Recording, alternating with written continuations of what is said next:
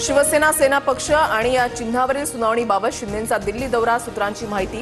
दिल्ली दौऱ्यामध्ये शिंदेंनी वकील आणि अमित शहांची भेट घेतल्याची माहिती।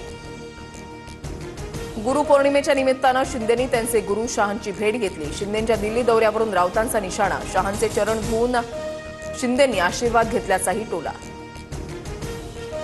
मला आयकर विभागाची कोणती नोटीस आलेली नाही, संजय शिरसाटांच्या विधानाचा विपर्यास केला गेला, पत्रक काढत श्रीकांत शिंदेंचं स्पष्टीकरण। आगामी स्थानिक स्वराज्य संस्था निवडणुकांसाठी 1 जुलैपर्यंतची मतदार यादी वापरली जावी, राज्य निवडणूक आयुक्तांचे निर्देश। निवडणूक 3 टप्प्यामध्ये होण्याची शक्यता। विधानसभेच्या कामकाज सल्लागार समितीच्या बैठकीमध्ये विरोधी पक्षनेतेपदावरून वाद, सूत्रांची माहिती। राहुल नार्वेकरांकडून तर न मिळाल्याची माहिती। विधानभवनामध्ये भाजपा आमदार गोपीचंद पडळकरांकडून दूध भेसळीचा डेमो, माध्यमांसमोर डेमो देत दुधात भेसळ होत असल्याचा आरोप, सरकारकडे तोडगा काढण्याची मागणी।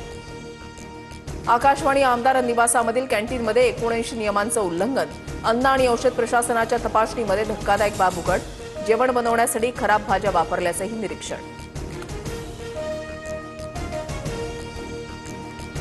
विधिमंडळ परिसरामध्ये साचलेल्या कचऱ्यावरून रोहिणी खडसेंची टीका, उपमुख्यमंत्री शिंदेंच्या दालनापासून अवघ्या 50 फुटांवर कचऱ्याचे ढीग, रोहिणी खडसेंचा आरोप। पती पत्नीच्या भांडणामध्ये 11 महिन्याच्या चिमुकल्याचा मृत्यू, दौंडच्या केडगावमधील दुर्दैवी घटना, पत्नीनं पतीला मारायला घेतलेला त्रिशूळ लागून चिमुकल्याचा मृत्यू। नाशिकच्या गोदाघाट परिसरातील पाणी ओसरलं, गंगापूर धरणातून पाण्याच्या विसर्गामध्ये घट, सध्या दुतोंड्या मारुतीच्या तळपायाजवळ पाणी। जायकवाडी धरण 71% भरलं, मागील वर्षीच्या तुलनेमध्ये पाणी पातळीमध्ये समाधानकारक वाढ, नाशिकमधील पावसामुळे जायकवाडी धरणाची पाणी पातळी वाढली।